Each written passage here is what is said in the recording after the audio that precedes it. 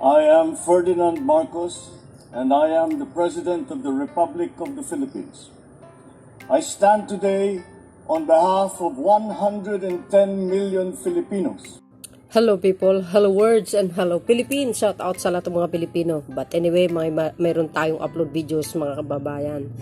Kung nakikita nyo yung nakikita ko guys, yan po ay celebrate ng 10th anniversary ng Yolanda Typhoon victim sa sa Tacloban.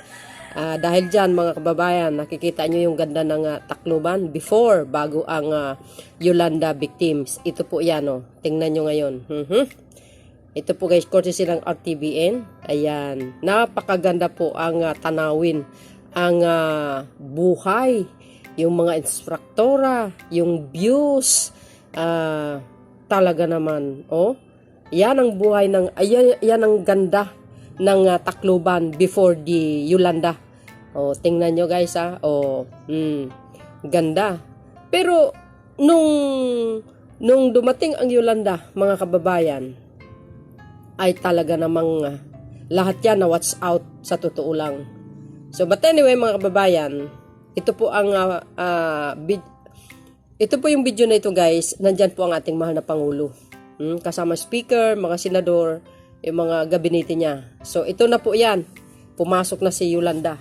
Ayan na, kung nakikita nyo ngayon sa inyong screen, ayan po ang ginawa ni Yolanda. Diyan po sa Tacloban.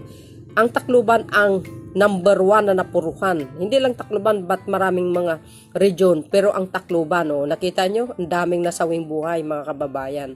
Lahat po yan nagkakalat. Tingnan nyo yan, hindi lang 100, kundi 1,000. Hanggang ngayon nga, hindi pa nga alam kung ilan ang bilang. Tingnan nyo, mga bes, nakakalungkot ang nangyayari. So, but anyway, mas nakakalungkot, nakakadismaya, yung relief goods para po sa kanila that time, himbis na maihatid kaagad sa kanila para lang maibsan ang kanilang gutom, yung uhaw. Alam nyo ba kung ano nangyari? Siguro alam po natin lahat yan. 2014, pinuna ng Commission on Audit ang kakulangan ng gobyerno na naging dahilan para masira o mabulok ang milyong-pisong halaga ng relief goods. Naku. Ayon sa COA, mahigit 7,000 family food packs na nagkakahalaga ng 2.78 million pesos ang nasira dahil sa maling paghawak ng mga kargamento. Hindi na rin daw pwedeng kainin ng mga delatang pagkain may kabuang bilang na lagpas 95,000 na piraso, pati na mga pakete ng noodles at 21 na sako ng bigas. Hindi rin daw maayos na itagong supply sa nagkakahalaga ng 58 million pesos na dineliver noong December 2013 sa National Relief Operations Center ng DSWD. Grabe. Isang buwan raw na nakatambak ang mga ito, kaya inulan o di kayo nakababad sa araw. Palusot Ilan pa sa kayo. mga nakita dahilan ng COA ang kakulangan ng mga tao na nagmo-monitor sa paggalaw ng relief goods at ng mga sasakyan. Nako, mga kababayan, napanis, nabulok yung mga relief good. Alam mo ko yung ginawa ng Aquino administration, si Panot ang ng Pangulo, 2013, November yan, 8, ang nangyari, yung typhoon na yan. Nabulok, mga kababayan. So, naghukay sila ng lupa, ng bakho, doon po itinapon. Diba sayang? Ang lupa sa lugar na ito. Pero dito sa tambakan ng Barangay San Jose, Palolete raw itinapon ang mga expired na relief goods para sa mga biktima ng Yolanda. Sabi na aming mga nakausap doon, pagkatapon ng relief goods noong isang araw, agad daw tinabunan ng lupa at pinatag ng heavy equipment. Meron daw mga delata, tinapay at basang bigas na nakabalot sa plastic. Karamihan sa amin nakausap ayaw humarap sa kamera at baka raw mapag-initan, maliban sa iilan. Nakakuha kami 2 kilo na mo nakuha, noodles, tinapa, tapos mga may saging, tapos basta ang bugas, damon to na ilabog. Sa ulat naman nila Standard Today, truck daw na nabulok na relief goods ang itinapon. Sinabi rin daw ni Municipal Social Welfare Officer Rosalina Valderas na pa-expire na raw ang mga relief goods nang dalhin sa kanilang opisina, tulad ng biskwit, delata at bigas. Natenga ang mga relief goods dahil di raw kinukuha ng mga kapitan ng barangay. Alam nyo, sa ganyang sakuna, hindi mo na kailangan, kasi mga kababayan, kaya po na hindi daw na-deliver kaagad sa Yolanda victim, kailangan daw ng permit. Alam nyo, pag ganyan ang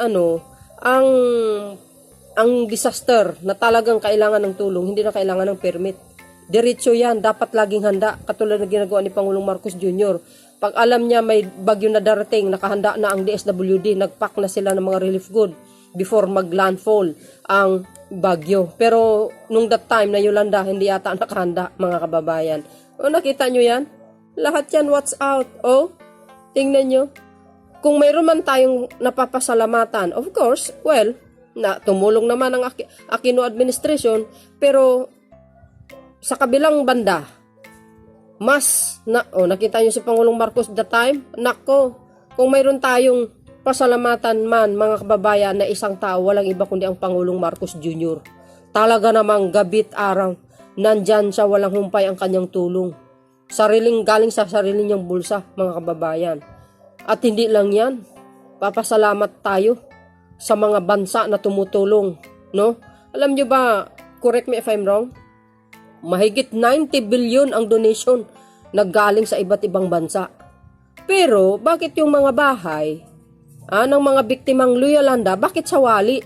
Hindi siya siminto, hindi siya sementado. Kasi sa wali nakikita ko kasi. Well,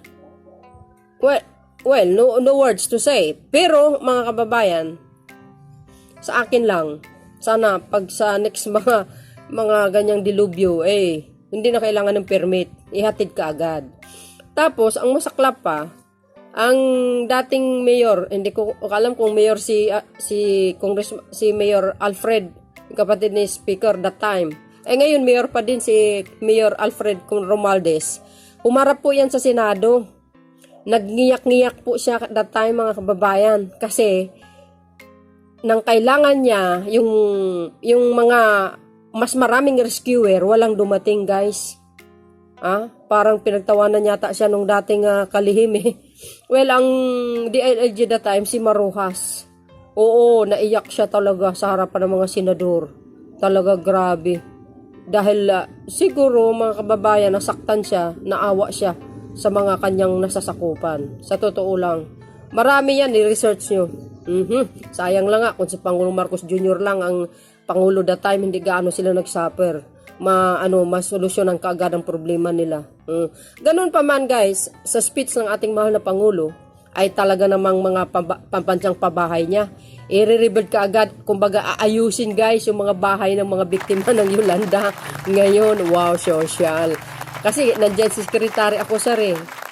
Ang ganda yan, mga bes, So, sa mga taga-Tacloban, shoutout sa inyo lahat. At, move on na lang tayo, no? Pag-pray natin, hindi na mangyari uli. So, ngayon, guys, maganda na, naka-recover na naman, unti-unti. Siyempre, ang Tacloban City. Hindi po natin pwedeng isisi kahit kanino kasi kalikasan po yan, guys. Kumbaga kaakibat ng isang bansa na may mga dilubyo na ganyan na dumarating sa ating bayan, no? Diyan lang masusubukan ang iyong pamumuno kung magaling kang pamumuno at masolusyonan ang problema ng iyong nasasakupan, no? So para sa akin, mga bes, ako'y saludo, no, sa ating mga kababayan na tulong-tulong that time at naibsan ang kapighatian ng ating mga kababayan sa Tacloban. Sunod-sunod ang mga tulong, guys, hanggang kay dating past administration na ituloy yung mga proyekto at ngayon tuloy-tuloy pa din sa Marcos administration. Ang pinakaano dito, guys, yung mga pabahay ng ating mahal na Pangulong Marcos Jr. agay aayusin. Nako, swerte ng mga beneficiaries yan, guys, So, kung may mali man ako, guys, sa mga sinasabi ko, i-correct nyo ako. Comment lang po kayo dyan. So, panoorin nyo, guys, ang speech ng ating mahal na Pangulo. At, maraming salamat po sa kanya sa walang sawang tulong sa mga kababayan natin. Kahit hindi naman sa guys, Tacloban, bawat region pag may dilubyo, on the spot nandoon lagi ang Pangulo na handang tumutulong, no, through DSWD. So panoorin nyo, guys, ang kanyang speech. Bago pa yan,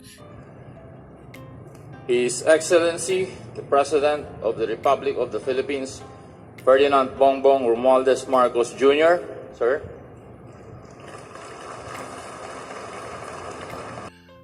To the world, the 8th of November 2013 shall forever be known as the day the strongest storm Super Typhoon Yolanda made landfall in the Philippines, and in the city of Tacloban was ground zero. We lost children, mothers, fathers, sisters, brothers, grandparents, neighbors and friends, and suffered billions of pesos in damage to our homes, possessions, businesses, means of livelihood, and infrastructure. And yet today, we must insist that our story is not one of tragedy. Our story is one filled with compassion, generosity, and kindness. We were witness to an overwhelming outpouring of aid and support from all over the world.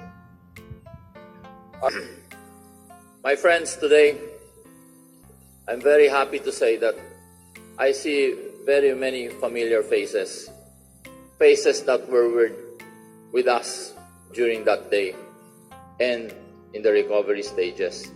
Thank you for being with us today. It's a great honor. Not only friends, not only officers and men in uniform from different countries, ambassadors, representatives from other nations, NGOs. It's really an honor. And I would say, Mr. President, it's an honor really for us Taclobanons, for you to be here with us today, as you were part of our recovery and you were part in working with us, and we were sweating it out there day and night, just to get back on our feet. And I thank you also, Speaker Martin, for being there and pushing all this support. And I would like to take this opportunity to make a special mention to Senator Francis Tolentino, who was then MMDA, who brought so much help to the city of Tacloban. We know it was out of your jurisdiction, and yet you went out of your way. Marami pong salamat, Senator. And Senator Villar, maraming salamat po na pinagpatuloy nyo yung recovery stage to nag-DPWH Secretary po kayo. And one of the great learnings also from our dear Secretary of the Department of Environmental Natural Resources, I was glad to have met with you in Ateneo University, and you explained exactly what climate change was all about. And marami pong salamat, Secretary, sa lessons na inuman nyo. Secretary Acosar also of DSUD, thank you very much. We've had some challenges also with our housing problems, and thank you for helping us live through that, as well as, of course, our great Secretary of the Department of Interior Local Government. Maraming salamat po in helping us recover and bringing up new policies in helping our local governance. Marami pong salamat. And for the rest of our friends, thank you. Especially for those men in uniform, I would especially mention even the Bureau of Fire, who lost 5 firemen during the Yolanda Typhoon. So maraming salamat at maupay nga aga kaato na tanan. Damang salamat. His Excellency President Ferdinand R. Marcos Jr., before I go and acknowledge the rest, yes indeed, I'd like to take this opportunity, as the good mayor has done, to thank our President for he not just being a son of the region, spent many, many days and nights risking life and limb to deliver aid and to provide the support that enabled our recovery during those very, very dark and very, very seemingly hopeless days post the Yolanda Haiyan tragedy. Mr. President, thank you so much indeed. You honor us with your presence, but we will always remember your service, your kindness, your compassion, and generosity during those days after Yolanda. Of course, our very kind host, our Mayor Alfred of the city of Tacloban, who had done much too for the recovery. Our other honored guests here, we have a significant milestone in our journey to rebuild and uplift our community is the ceremonial distribution of land titles to our pabahay beneficiaries. This is not merely a piece of paper. Wow. It represents our commitment to providing a stable and secure future for our people. It symbolizes hope, permanence, and the dream of every Taclobanon to have a place that they can genuinely call their own. Ito po ay handog sa atin ng Pangulong Ferdinand R. Marcos Jr. Wow. Bawat titulong hawak ninyo ay simbolo ng ating pagkakaisa para masigurong may maayos, mapayapa at maunlad na komunidad ang mahal nating Tacloban. Wow, my goodness. Congratulations, taga Tacloban. As I continue to represent our district in the 19th Congress, I am continuously reminded of the lessons Typhoon Yolanda has taught us. It is my solemn pledge to serve relentlessly and do everything in my power for the welfare and the progress of our people, ensuring that we are better prepared and more resilient to any future challenge. Hindi tayo mapapagod sa pakikilos para sa kagalingan ng mga kababayan natin dito sa Tacloban. Hindi tayo titigil sa pagbangon hanggang hindi natin natitiyak na may magandang kinabukasan ang ating mga anak at ang susunod na henerasyon. Today, let us also pause to remember that those we lost, honor the heroes who emerged in the aftermath, and express gratitude for our countless blessings that we have received. Our story is one of triumph over adversity, and as we continue on this journey, let us carry the legacy of Yolanda as a testament to the underlying spirit of our people. May God continue to bless us all and to guide us. Maraming salamat po sa inyong lahat. Mabuhay ang Tacloban, mabuhay ang bagong Pilipinas. Well, how we were at a complete loss Tama po in yun. the days following Yolanda. Where do we get relief goods? How do we bring them? How do we transport them Binulot to the ng people that are in need? Yung I relief remember good. when I first Bunot. arrived in Tacloban, there were 3 vehicles in the whole of Leyte that were still functioning.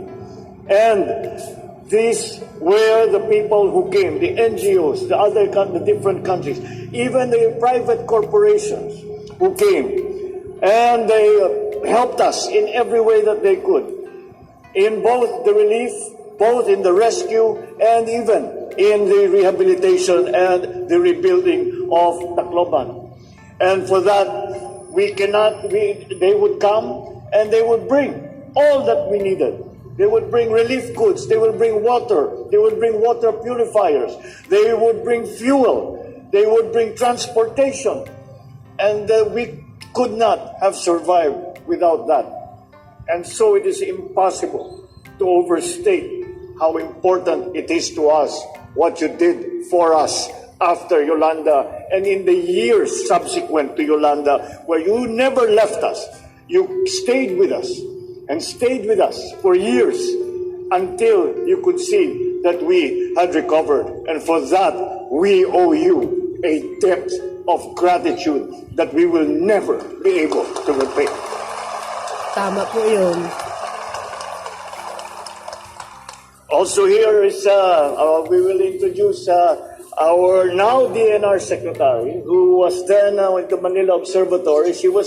Nauna po siya. They were the first to forecast how strong Yolanda was going to become.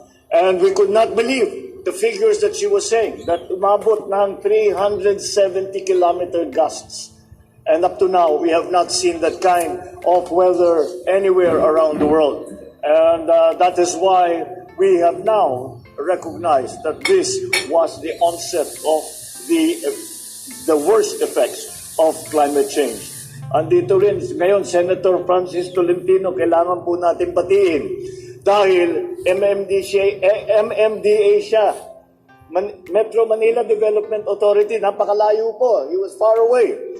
But the first heavy equipment that arrived in Tacloban was the MMDA heavy equipment. Nauna pa sila sa lahat ng ibang government agencies. Kaya karapat-dapat na nandito siya. Nakasama natin na tumutulong dito. Andito rin si then Secretary Mark Villar na pinagpatuloy nung panahon ng nakaraang administrasyon nung siyang Secretary ng Department of Public Works ay siya ay nagpatuloy ng reconstruction at ginawa niyang prioridad. Kaya kami na tiga rito ay muling nagpapasalamat sa inyo. And of course, ang ating housing secretary na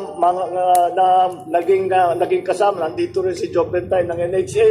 Lahat sila ay tumutulong para pagandahin dahil yung unang ginawang reconstruction ng mga bahay ay hindi pumasa kay Mayor Alfred. Yun, no? At sabi niya hindi po pwedeng tirahan ito. Paano sa wali? Natin. We went back and we made sure that the facilities that were being created are now suitable for the families that lost their homes. Wow, And, that is why congratulations. continue the recovery, the rehabilitation, Yay! the rebuilding still continues. Nandito rin po ang ating Yan, si Mr. Secretary President ng Marcos. DILG, Secretary Benhur Abalos. Grabe. Dahil alam nyo, yung pinaghirapan po natin, the suffering that we went through during Yolanda will not go to naught because we have shown the rest of the country and the rest of the world what needs to be done. The suffering that we went through is now a bellwether of what the world needs to face when we talk about climate change. Kaya po, ito po ang naging naranasan natin dito sa Western Visayas, hindi lamang po Tacloban, hindi lamang Leyte, pati Samar Island, ay malakas ang tama hanggang Ormoc.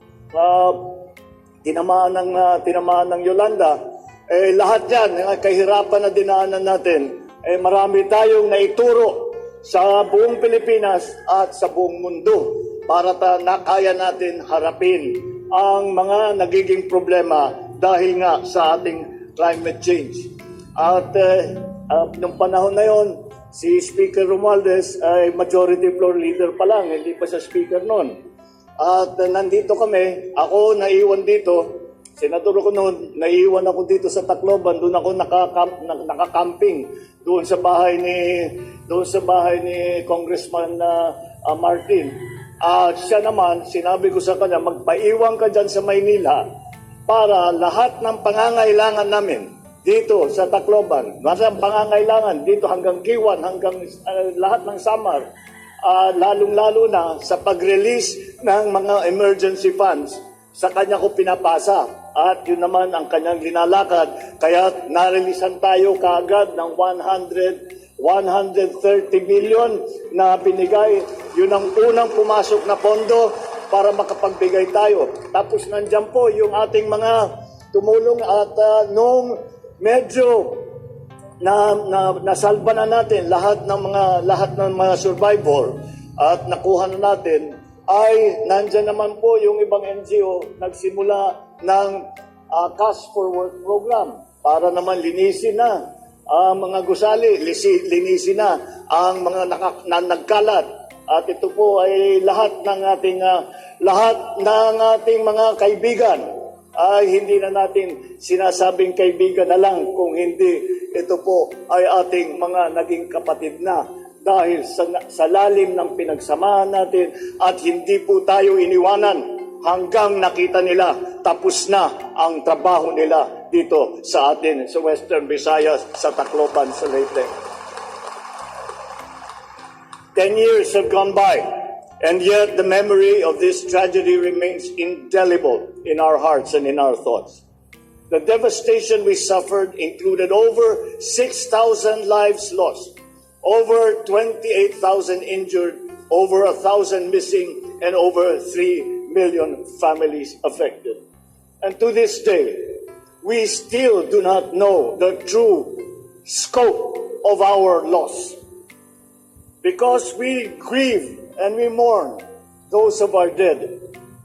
But we must always keep a special place in our hearts for those who we lost, who are uncounted, who are unrecorded, so that up to now, We say 6,000 casualties. We do not know that for sure. We are certain that there were more, but for whatever reason, their deaths have not been recorded.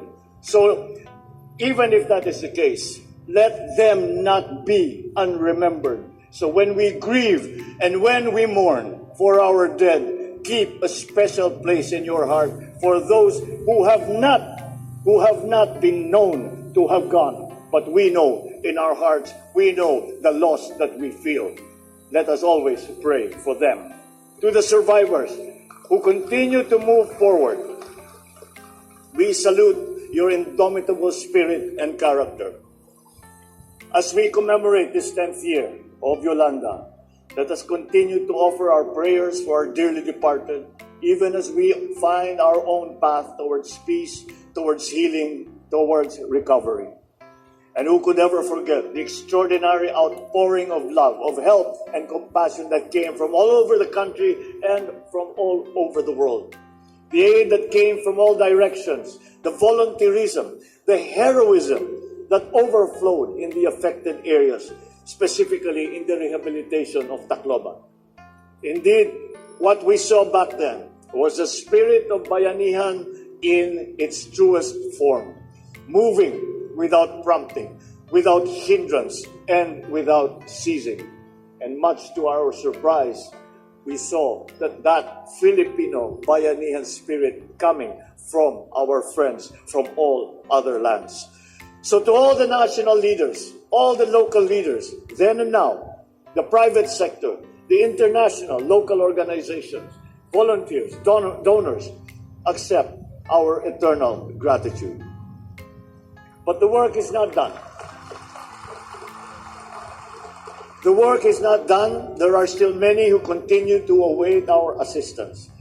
So we have engaged the Department of Human Settlements and Urban Development and the National Housing Authority to accelerate the provision of housing units and land titles to our beneficiaries. And I also urge the Yolanda Response Clusters to work closely with concerned local governments to address the lingering issues of the different affected communities. Let us continue to work hard so that we can provide them with the tools and the resources to rebuild their lives. At this point, let me, of course, acknowledge the local government of Tacloban City for rising above this challenge and working hard to strengthen the locality's disaster resiliency. Ang inyong mayor po ay he has become now the poster boy of climate resilience not only in the Philippines but around the world. Kapag meron silang hinahanap na sino ang expert tungkol sa mga nagiging problema na dinudulot ng climate change, si Mayor Alfred Romualdez po ang hinahanap kung saan-saan. Kaya't nakilala na ang Tacloban sa inyong tibay, sa inyong tapang, sa inyong galing, sa inyong sipag, at sa inyong pagmamahal. I recognize that your disaster risk